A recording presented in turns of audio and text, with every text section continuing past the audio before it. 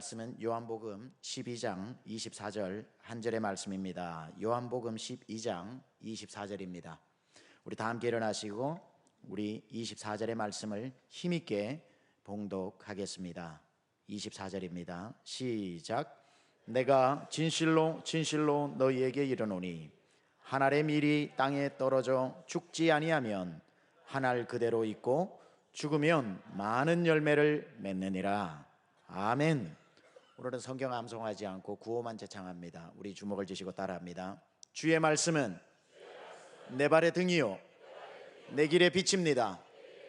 내가 말씀을 지키면 하나님이 나를 지키신다. 아멘. 우리 앉으시겠습니다. 우리 연일 계속되어지는 집회 가운데 큰 은혜가 있었고, 특별히 오늘 일부의 뿌리 깊은 영성으로 가장 제가 큰 은혜를 받았습니다. 이제 뿌리 깊은 영성에서 열매 맺는 영성으로 또 두 번째 주일 2부 예배의 말씀을 전해 주실 텐데, LA에 있는 새생명 비전교회 담임하시고 수십 권의 책을 저술하셔서 많은 기독교인들과 또 예수님을 모르는 사람과 저 같은 신학생 시절에서부터 영향력을 끼쳐온 이 시대의 귀한 우리 믿음의 선배요 목회자요 리더이십니다. 우리 강주민 목사님 오늘 또 2부에 올라오셔서 열매 맺는 영성이라는 제목으로 말씀 전하실 때 큰 은혜 받으시기 바랍니다. 우리 박수로 맞이하시겠습니다. 고마우신 하나님, 예비하러 나왔습니다. 이제 말씀하셔서 예배 가운데 임재하신 하나님께서 이제 말씀으로 우리에게 들려주시는 음성을 듣게 하옵소서. 예수 이름으로 기도합니다. 아멘. 성경 가운데 하나님이 한 번도 꽃을 피우라 라고 하는 말씀이 없어요. 열매를 맺으라는 거예요. 그때 열매도 많은 열매를 맺으라. 나는 포도나무요 너희는 가지니 저가 내 안에 내가 저 안에 있으면 이 사람은 과실을 많이 맺나니 나를 떠나서는 너희가 아무것도 할 수 없느니라. 많은 열매를 맺으라. 내가 과실을 많이 맺으면 내 아버지께서 영광을 받으실 것이요 너희가 내 제자가 되리라. 요한복음 15장 8절의 말씀이죠. 성경 어느 것을 보든지 간에 꽃을 피우라고 하시는 말씀이 없어요. 궁금하지 않으세요? 하나님은 꽃을 피우라고 말씀하지 않고 열매를 맺으라고 말씀하시는 거예요. 열매 맺지 않는 가지마다 찍어내버리겠다, 그렇게 말씀하셨어요. 예수 믿는 사람들에게 열매는 선택이 아니고 필수입니다. 또 열매도 작게 맺어서가 아니라 많은 열매를 맺으라고 말씀하고 계십니다. 왜 하나님이 꽃을 만드셨는데 꽃을 피우라고 말씀하지 않으실까? 여러분, 꽃은 화려하죠. 꽃은 아름답습니다. 그러나 꽃에는 생명이 없습니다. 꽃은 반드시 떨어져야지 열매를 맺게 되어 있습니다. 그럼 열매 맺는 과정에서 꽃은 반드시 필요하죠. 꽃이 없이는 열매를 맺을 수 없기 때문에. 하나님이 찾으신 것은 열매를 찾죠. 왜냐하면 열매 속에는 생명이 있고 열매 속에는 재생산할 수 있는 씨앗이 담겨있기 때문에 한 알의 밀이 땅에 떨어져 죽지 않으면 하나 그대로 죽으면 많은 열매를 맺느니라. 영어 보면 많은 열매란 말 대신에 영어에 보면 많은 씨앗들을 생산하리라. Produce many seeds. 그 말 썼어요. 많은 씨앗들을 생산하리라는 거죠. 꽃이 뭘까요? 꽃도 하나님께서 만드셨고 꽃도 얼마나 아름답고 꽃도 우리가 얼마나 좋아해요. 근데 하나님은 꽃을 찾지 아니하시고 열매를 찾죠. 화려한 꽃보다는 생명이 담겨있는 열매를 찾으시죠. 제가 묵상했습니다. 꽃이 뭘까? 꽃은 인기와 같은 거죠. 인기라는 거죠. 근데 인기는 오래가지 않아요. 근데 인기가 중요하죠. 인기는 매력이죠. 매력. 끌림이라는 거죠. 교회도 인기가 있어야 돼요. 교회도 매력이 있어야 돼요. 그 끌림이 있어야 돼요. 그래서 사람들이 모이는 거죠. 예수님도 사람들이 끌려왔잖아요. 끌림, 매력 중요합니다. 근데 인기는 오래가지 않아요. 꽃은 오래가지 않아요. 그럼 열매는 뭘까? 인격이죠, 인격. 우리 인기를 넘어서 인격, 성품을 하나님이 찾으시는 거죠. 꽃은 뭘까요? 성장 같은 거예요. 성장은 빨라요. 열매는 뭘까요? 성숙 같은 거예요. 성숙하고 또 성숙을 넘어서 원숙해지는 거예요. 여러분 어린아이들 보시면 아주 빨리 자라거든요. 몸이 빨리 자라는데 아이들이 자랐다고 우리가 그 아이들을 성숙했다고 말하지 않죠. 성숙은 무르익는 거죠.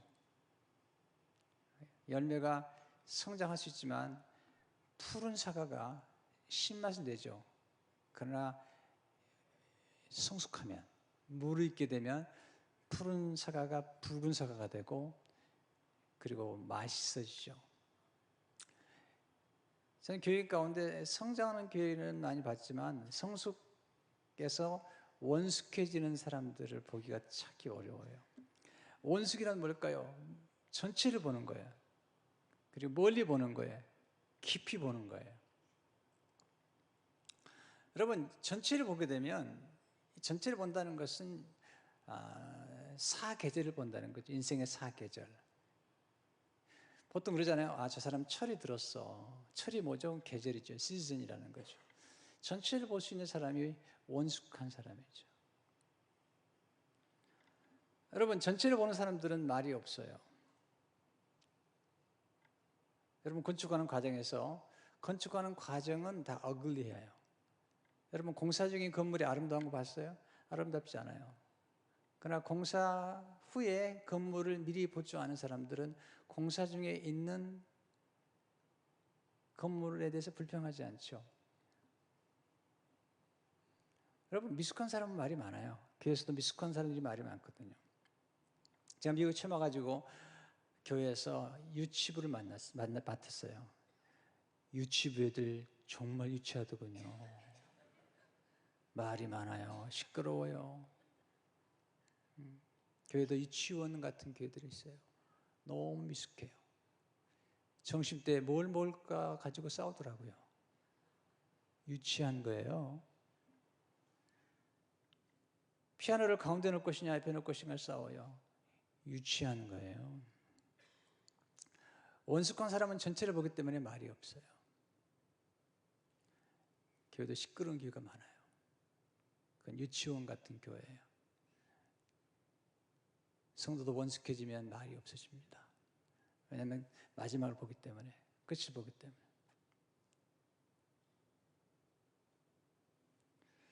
인기는 성공 같은 거예요. 그러나 열매는, 꽃은 성공 같은 거예요. 열매는 섬김이죠, 섬김. 하나님께서 우리에게 부르신 것은 성공하라고 부르지 않으셨어요. 섬기라고 부르셨잖아요. 우리에게 성실하라고 부르셨거든요. 그럼 성공이 나쁜 것인가? 나쁘지 않아요. 성공은 내가 뭔가를 이루었다는 거예요. 내가 뭔가를 가졌다는 거죠. 우리는 다 우리가 가진 걸 주잖아요. 지혜를 가진 사람이 지혜를 주죠. 생명을 가진 사람이 생명을 주죠. 지식과 정보를 가진 사람이 지식과 정보를 주잖아요. 돈을 가진 사람이 돈을 주는 거잖아요. 우리가 어떻게 갖지 않고 나눌 수가 있나요? 있는 자는 받아 넉넉하게 된다고 그랬어요. 내가 있어야 돼요, 내 안에. 내게 있는 걸 주는 거예요. 쓰레기가 있으면 파리가 날아오죠.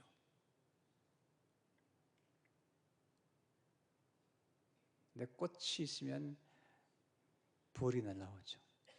향기가 있으면. 문제는 세상이 아니죠. 내 안에 있는 세상이 문제고 내가 무엇을 보느냐가 중요하거든요. 제가 가끔 가는 세라 수영관이 말리부 비치에 있는데 거기 가면 탱이라고 하는 신부가 찍어놓은 사진이 하나 있는데 그 사진이 참 좋아요. 한 소년이 아주 조용하게 서 있는데 거기에 하얀 비둘기가 이 소년의 손목에 앉아 있어요. 그리고 그 아래 보면 중국 격언이 하나 써 있어요. 당신의 마음에 푸른 잎사귀를 품으면 평화의 비둘기가 깃든다. 당신 안에 쓰레기를 담아놓으면 파리가 오지만 당신 안에 푸른 잎사귀를 품으면 평화의 비둘기가 깃든다는 거죠. 동독과 서독이 나눠졌을 때 동베를린에 사는 사람들은 가난했어요. 그러니까 서베를린 사람들은 아주 잘 살았어요. 동베를린 사람들이 너무 화가 나니까 서베를린 쪽에다가 쓰레기를 한 추럭 부어놨어요. 서베를린 사람들이 모여서 상의를 했습니다. 우리도 어떻게 할 것이냐. 어떤 사람은 우리도 똑같이 쓰레기를 부어주자는 거예요. 어떤 사람은 아닙니다. 동족이지만 그들이 가난하기 때문에 쓰레기를 부어줬기 때문에 우리는 그들에게 음식을 부어줍시다. 그래서 좋은 음식을 캔에 담은 그런 음식을 한 축을 부어줬어요. 그리고 그 앞에다가 딱 팻말 하나 붙여놨어요. 그 팻말이 너무 간단했어요. 사람은 누구나 자기가 가진 것을 준다. 쓰레기를 가진 사람은 쓰레기를 주게 돼 있어요. 음식을 가진 사람은 음식을 주게 돼 있잖아요.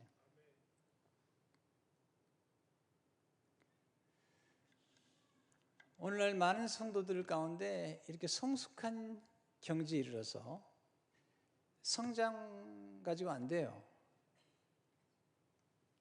성숙해야지 열매를 맺잖아요. 그리고 원숙해져야지 그 열매를 나누게 돼 있거든요. 과연 얼마나 많은 성도들이 이렇게 변화되고 있는지, 변화하고 성숙했는지, 푸른 사과에서 아름다운 붉은빛을 발하고 신맛이 아닌 단맛을 내는 성도가 얼마나 있는지 우리가 그림을 보고 한번 가는 게 중요하거든요. 그래서 하나님이 찾는 열매는 뭘까요? 성품의 열매죠. 예수님의 성품을 닮았는지. 또 하나 봉사의 열매죠. 우린 구경꾼이 아니잖아요. 우린 봉사의 일을 함으로 그리스도의 몸을 세워야 되잖아요. 그게 너무나 구경꾼이 많아요. 구원은 은혜로 받아요. 믿음으로 받아요. 그러나 상급은 봉사로 주어지게 되어 있어요. 만약에 봉사하지 않고 천국 간다면 그 사람은 상급이 없어요. 만약에 목회자들이 성도로 하여금 봉사하도록 고민하지 않는다면 목회자는 성도들이 받아야 될 상급과 멸류관을 다 빼앗아 버리는 거죠. 목회자가 일하는 게 아니에요. 목회자는 일하도록 장을 만드는 사람들이죠. 그렇게 함으로써 성도가 하나님 나라 갔을 때에 봉사 일을 함으로 상을 받도록 만드는 거죠. 그래서 목회자는 여러 가지 사역의 장을 만들어야 되죠. 여러분 건강한 교회는 어떤 교회죠? 4가지가 있어야 돼요. 양육이 필요하죠. 성도가 하면 양육해주고요. 그 다음에 그 성도를 훈련시켜줘야 됩니다.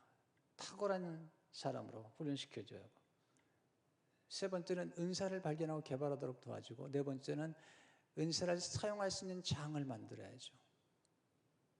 그 장을 만드는 사람들이 목회자들이에요. 성도로 하여금 봉사 일을 하게 해야죠. 구경꾼만 만들어서는 안 되죠. 그럼 하나님 나라에 가면 부끄러운 구원밖에 안 돼요. 여러분들이 봉사하는 거, 심는 건 반드시 거두게 돼 있어요. 여러분 교회에서 열심히 일한다고요? 큰 소리칠 거 하나도 없어요. 왜? 여러분이 심은 것을 여러분이 거두고가는 거예요. 여러분이 봉사한 걸 여러분이 받는 거죠. 여러분이 드린 헌금에 대한 상급을, 하늘에 쌓아둔 상급을 필요할 때마다 하나님 하늘문을 여시고 부어주시는 거예요. 누구를 위해 심는 게 아니죠. 사실은 자기를 위해 심는 거죠. 결국 보면요, 하나님 자신 열매는 뭘까요? 전도죠. 영혼 구원하는 거죠. 우리는 본업에 충실해야 됩니다. 교회는 뭐 장사하는 곳이 아니잖아요. 교회는 본업에 충실해야 됩니다. 의사라면 병을 잘 고쳐야죠. 교회라면 영혼을 구원해야죠. 그리고 선교해야죠. 전도의 열매, 선교의 열매가 맺어야죠. 주님이 교회를 전지시킨 이유가 뭐죠? 모든 민족으로 제자를 삼으라는 거예요. 만민에게 복음을 전하라는 거잖아요. 우리 크리스찬들은 모두가 다 세계적인 비전을 가진 크리스찬들이 되어야 돼요. 이것은 선택이 아니고 이것은 필수예요. 주님이 말씀하셨기 때문에 교회는 주님의 교회고 주님의 비전이 이미 결정되어 있어요. 세미한 교회가 이름이 좋지만 세미한 교회의 비전은 특별한 게 아니에요. 주님의 비전을 그렇게 다른 언어로 쓴 거죠. 세계로, 미국으로, 한국어로. 그러니까 너무 이름이 좋아요. LA로 가져갈까 생각하는 중이에요. 그렇지만 주님의 비전을 다른 편으로 쓴 것에 불과하는 거잖아요.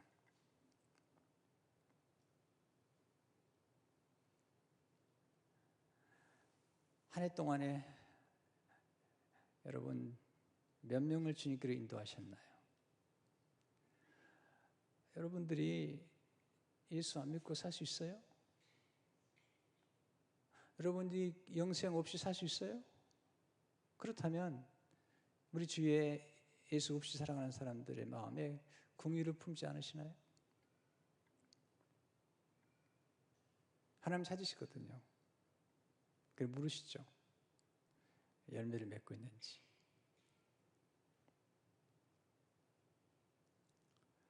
저희 교회는 간단합니다.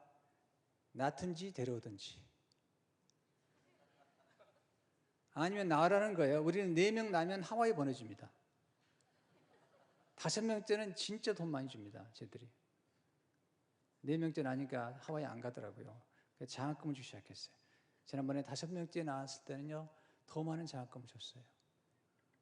교회 성장에 지대한 공헌을 한 까닭에. 지금 한국이요, 저출산으로 정말 심각한 문제입니다. 지금 출산에 관해서 연구하는 사람들이 한국 민족은 머지않아 멸종될 수도 있다 라고 하는 경고를 하고 있습니다. IMF 후로 출산이 저조됐어요. 지금 대학생 70만 명이 입학을 하는데 앞으로 몇 년 후면 3년인가 지나면 40만 명으로 떨어집니다. 그리고 그것이 계속 떨어져요. 하나님 주님 우리에게 명령하신 명령 가운데 가장 놀라운 명령은 생육하고 번성하라는 거예요. 이것을 문화명령이라고 하지만 동시에 생식명령이잖아요. 나오세요. 아니면 데려오세요. 네.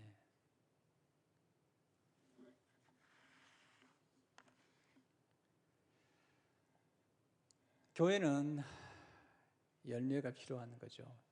열매는 드러나게 돼 있어요. 열매는 감출 수가 없죠.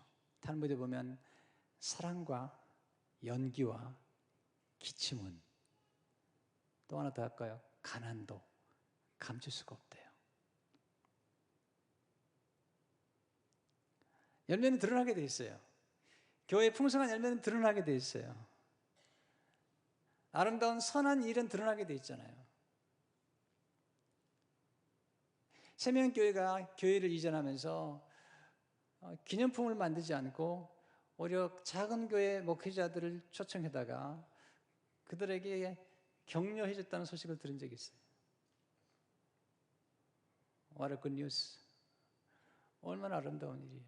성숙한 교회만이 할 수 있는 거잖아요.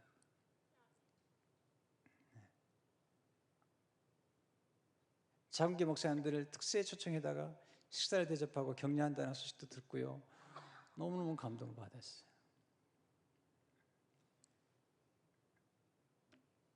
그러면 예수님께서 말씀하신 이 풍성한 열매를 맺는 비결이 뭘까? 하늘의 밀이 땅에 떨어져 죽지 않으면 하늘 그대로 있고 죽으면 많은 열매를 맺느니라. 이 가운데 4가지 원리가 담겨 있습니다. 첫 번째 원리는 비전의 원리입니다. 비전, 꿈의 원리죠. 하늘의 밀알을 심으면서 많은 열매를 맺는 비전을 보는 거죠. 하나님 나라는 꿈의 나라예요. 하나님 나라는 항상 미래지향적이죠. 마귀는 현실주의자예요. 지금 당장 돌로 떡을 만들라는 거예요. 예수님은 노 하셨어요. 하나님의 나라는 농작의 법칙에 따라 움직이지요. 하나의 씨앗을 심고 많은 열매를 맺는 거죠. 그런데 하나님의 씨앗 속에 엄청난 잠재력이 있다. 하나님 나라는 부유한 나라예요. 하나님 나라는 풍성한 나라예요. 충만한 나라예요. 하나님께서 심어둔 자연의 원리 가운데 하나님 나라가 담겨 있는데 벼 하나를 심으면 180알을 거둔대요. 감자 한 쪽을 심으면 60알을 거둔다는 거예요.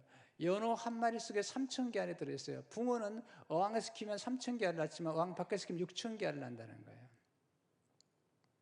저는 이 하나님 나라의 원리와 자연의 풍성함을 볼 때마다 하나님이 얼마나 지혜로우시고 풍성한가를 생각해요.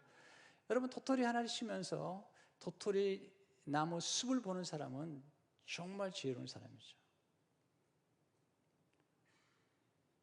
세명교회가 시작할 때 작게 시작됐죠. 그리고 이 교회를 이렇게 구입하고 이런 과정에서 비전을 본 거죠. 그래서 헌신하신 거잖아요. 꿈 좋은 거죠. 뭘 봅니까?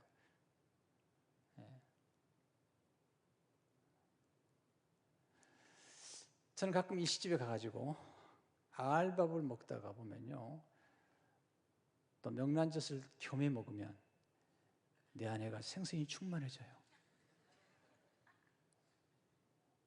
여러분 수박 좀 보세요. 그 한 통의 수박 속에 얼마나 많은 씨앗이 담겨 있나요? 이 작은 검정 씨앗 속에 그 빨간색이, 그 푸른색이, 그리고 그 안에 수백 개, 수천 개의 씨앗이 담겨 있어요.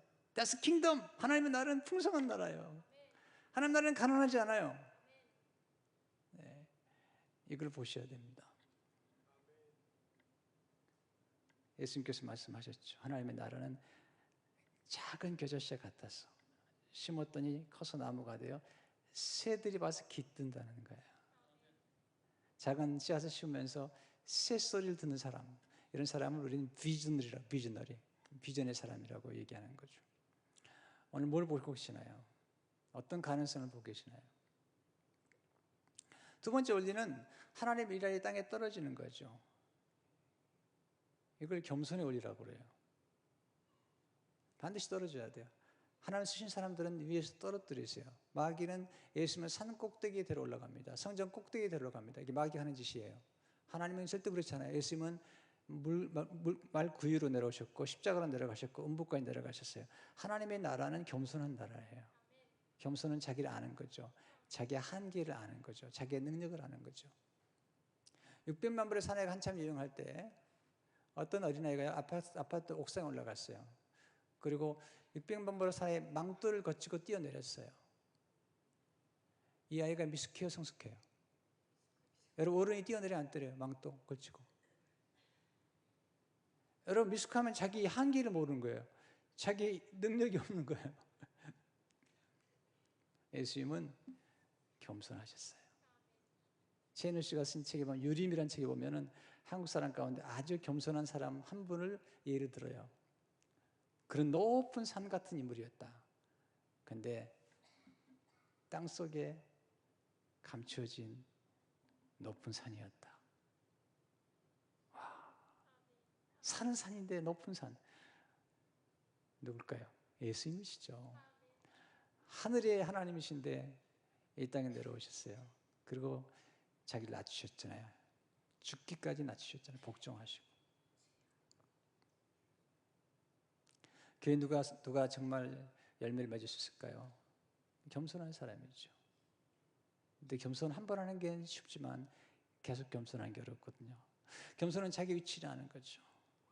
여러분, 낮은 데에 임할수록 안전합니다. 높은 데 올라갈수록 불안한 거예요. 근데 많은 사람들이 높은 데 올라가려고 그러죠. 겸손하셔야 돼요. 교만한 자는 하나님이 대적하시고 물리치세요. 열매를 맺으려면 겸손해야죠. 세 번째 원리는 자기를 감추는 거죠. 하나님 미래 땅에 떨어서 자기를 감추는, 이게 은익의 원리라고 그러죠. 하나님 쓰신 사람들은 다 감추셨잖아요. 모세를 40년 동안. 그리고 요셉을 감옥에 감추셨어요. 거기서 뿌리를 깊이 내리는 거예요. 네. 많은 분들이 뿌리를 깊이 내려고 하지 않아요. 너무 빨리 드러내잖아요. 드러나면 새들이 와서 먹어버리는 거. 우리는 자기를 감추는 지혜가 필요해요. 정말 똑똑한 사람은요, 실력을 감추는 실력자예요.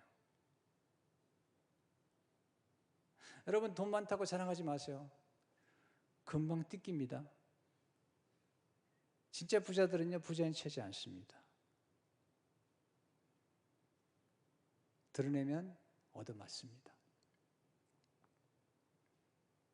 하나님은 우리로 하여금 좀 감추어서 뿌리를 좀 깊이 내리는 시간을 가지라는 거예요. 많은 분들이 뿌리를 깊이 내릴 시간을 갖지 않아요. 빨리 인기를 얻으려고 그러고 빨리 알려지려고 그러는데 그게 좋지 않아요. 빠른 것 좋지 않습니다. 하나님 나라는 빠른 나라가 아닙니다. 우리의 영혼은 빠르고 시끄러운 것을 싫어합니다. 우리 영혼은 고요한 것, 그리고 조금 느린 걸 좋아해요. 여러분 교회에 나오시죠? 예배 가운데 여러분의 속도를 늦추는 거예요. 그리고 잠잠히 하나님을 바라보는 거잖아요. 물론 언제까지나 하나님께서 우리를 감추게 하시는 건 아니죠. 제가 좋아하는 말 중에 홍자성이라는 사람이 한 말인데, 빨리 핀 꽃이 먼저 지고 오래 엎드린 새가 높게 난다. 오래 엎드린 새가 높게 나는 거예요. 빨리 핀 꽃이 먼저 지는 거예요. 제가 또 좋아하는 말 중에 하나가 중국의 현인 한 사람이 한 얘기인데, 못생긴 나무가 산을 지킨다는 거예요. 잘생긴 나무는 나무꾼의 눈에 띄어가지고 빨리 잘리는데, 못생긴 나무는 눈에 띄지 않아가지고 나중에 거목이 돼서 다리를 놓는 거목이 되거나 큰 기둥이 된다는 거죠. 제가 보니까요, 그 잘생긴 여자들은 전부 라스베가스 있더라고요. 그리고 안 생긴 여자들은 다 교회에 와 있더라고요. 그리고 진짜 안 생긴 사람들은 신학교에 있더라고요. 옛날에 그래, 옛날에. 요즘은 안 그렇더라고요. 옛날에 보니까. 여러분 잘생겨서 봐요. 여기 안 앉아 있어요. 네.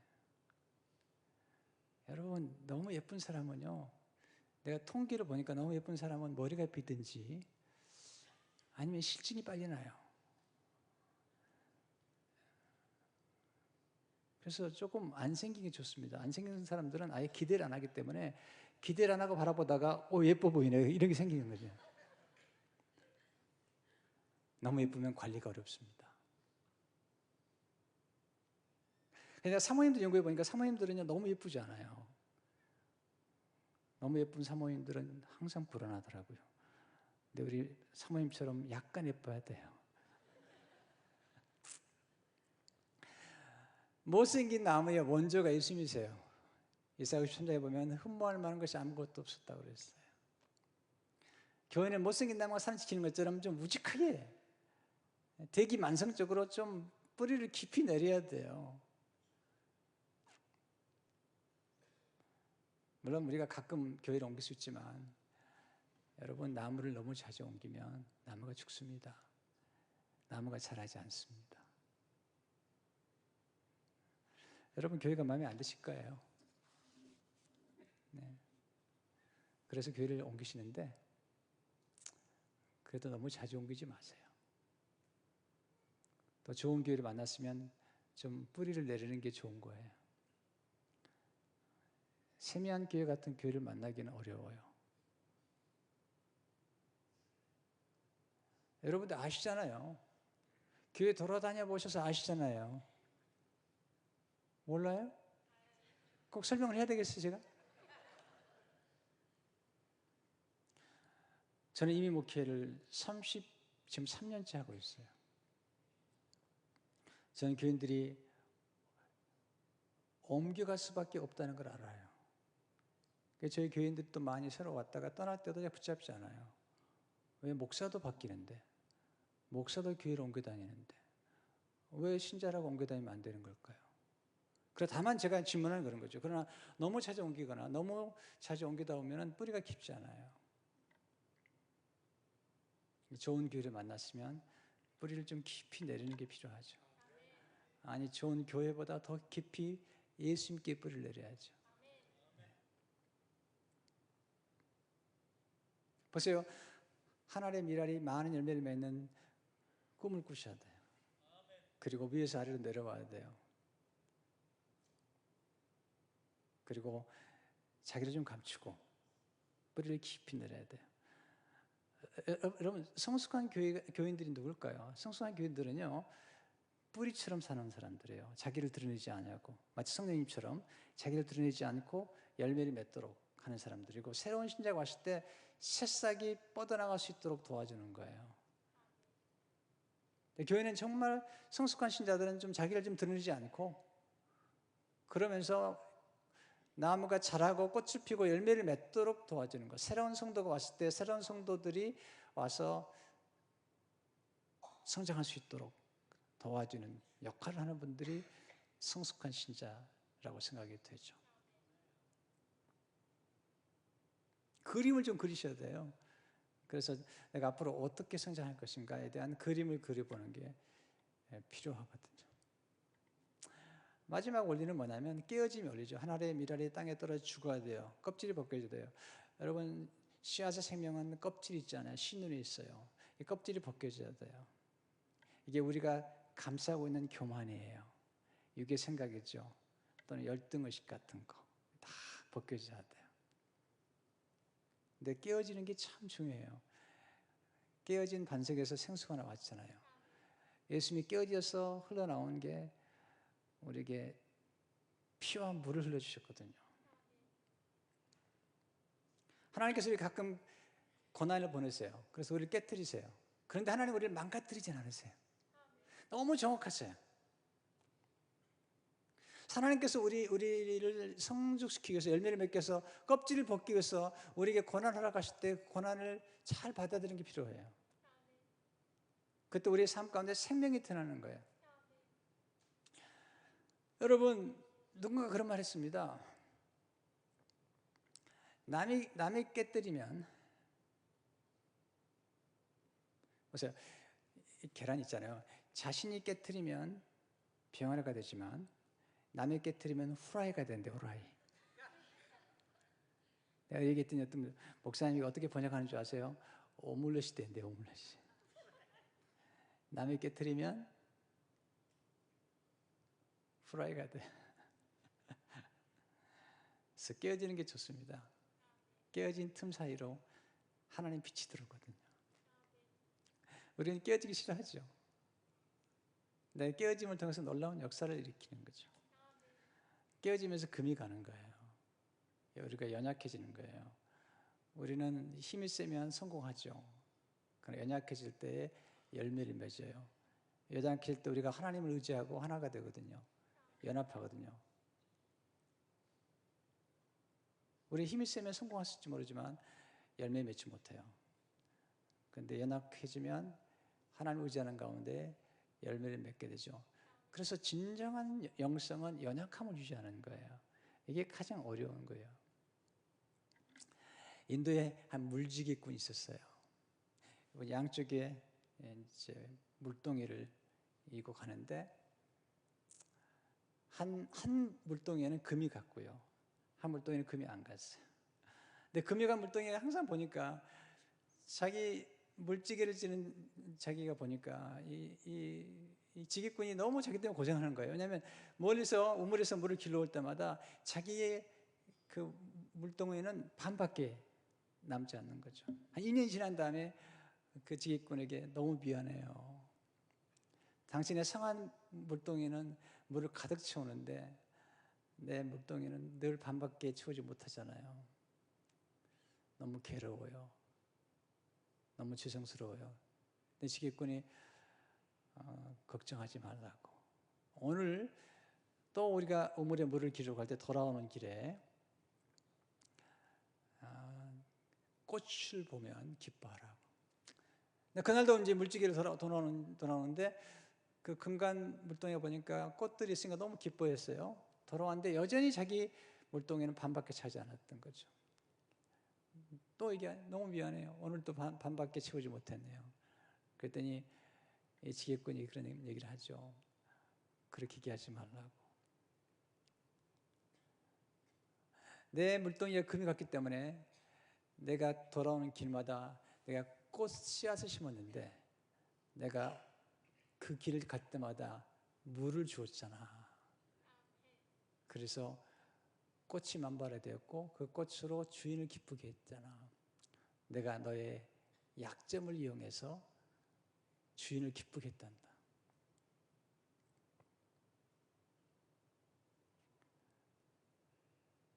우리는 완벽한 거 좋아하지만 오히려 금이 간 물동이를 통해서 주인을 기쁘게 했던 것을 기억해야 됩니다. 이게 십자가입니다. 우리 주님 십자가에서 금이 갔어요. 십자가에서 깨어졌죠. 열매를 맺을 때 그 열매가 풍성해지는 건 바로 십자가거든요. 구원의 열매를 맺죠. 근데 기억하세요? 나무가 열매를 맺지만 나무가 그 열매를 먹지 않아요. 사람이 먹죠. 근데 재밌는 것은 열매를 맺는 나무는 말이 없는데 열매를 먹는 인간이 말이 많아요. 맛있다느니 없다느니. 그도 마찬가지죠. 열심히 일하는 사람들은 말이 없어요. 여자분들이 음식을 준비하면 음식을 준비한 여자분들은 말이 없는데 음식을 먹는 인간들이 말이 많아요. 그러나 그런 거죠. 열매는 나무가 열매를 맺죠. 그것은 자기 존재를 확장시키는 거예요. 그래서 새나 동물이 먹고 배설하면 그것이 또 하나의 나무가 생산되는 거거든요. 우리 십자가를 사랑하죠. 왜 사랑하죠? 예수님 깨어졌기 때문에, 깨어진 틈에서 우리에게 놀라운 은혜를 주시고 그것이 열매를 주셨기 때문이죠. 오래전에 제가 읽은 칼럼인데 제가 오랫동안 가슴에 남아있어요. 한 여인이 딸을 키우는데 남편이 일찍 죽었어요. 그래서 딸을 키우는 중에 가만히 보니까 아이가 미술에 재능이 있어서 이 어머니가 분식점을 하면서 아이 미술학원을 보낸 거죠. 어느 날 미술학원을 보냈는데 갑자기 장대비가 쏟아졌어요. 비가 막 쏟아졌어요.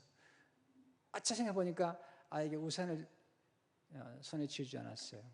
그래서 이 어머니가 미술학원으로 달려갔어요. 우산을 가지고. 우산을 가지고 장대비가 쏟아진 날 유치원에 내다 보니까 딸아이가 있는 거예요. 내려오라고. 안 내려오는 거예요. 왜 안 내려오지?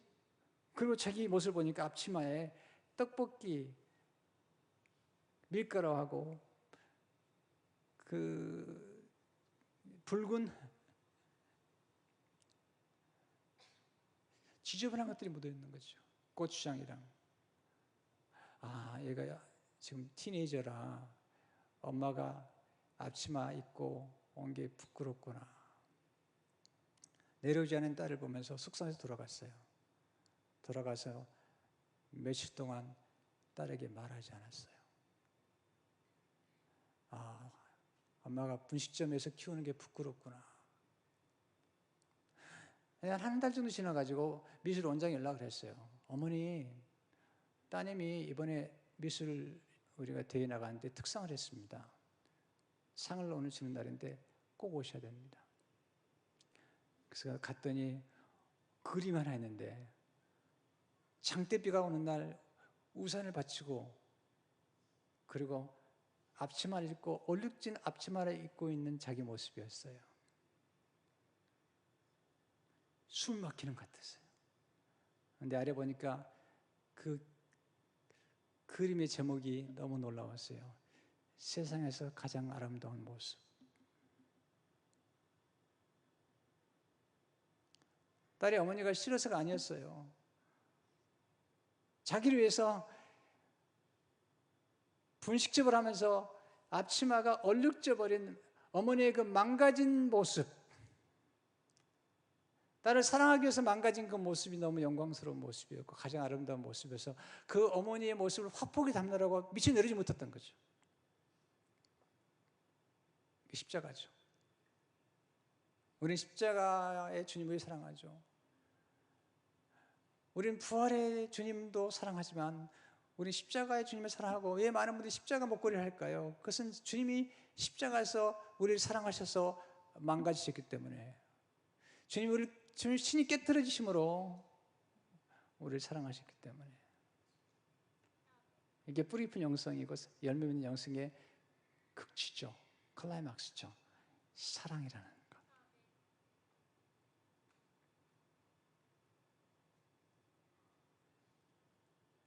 교회는 사랑하는 곳이죠. 여러분 좋아하는 사람만 사랑하면 안 되죠. 그 미숙한 사랑이죠. 스카페가 말하기를 그리스도의 계명은 서로 좋아하라가 아니다. 서로 사랑하라. 내가 좋아하지 않은 사람까지도 사랑하는 것. 십자가의 사랑이죠. 그것이 열매 맺는 영성이죠. 기도하겠습니다. 하나님 감사합니다. 주님이 친히 하신 말씀대로 하나님의 미랄에 되어서 십자가에서 죽으심으로 수많은 영혼구원의 열매를 맺으셨습니다. 친히 겸손히 내려오시고 친히 자신을 감추시기도 하고 친히 깨어지심으로 그 망가진 사랑의 영광을 보여주셨는데 이제 우리도 예수님을 닮아서 사람들을 사랑으로 섬길 수 있도록 축복해 주옵소서. 예수님 이름으로 기도합니다. 아멘.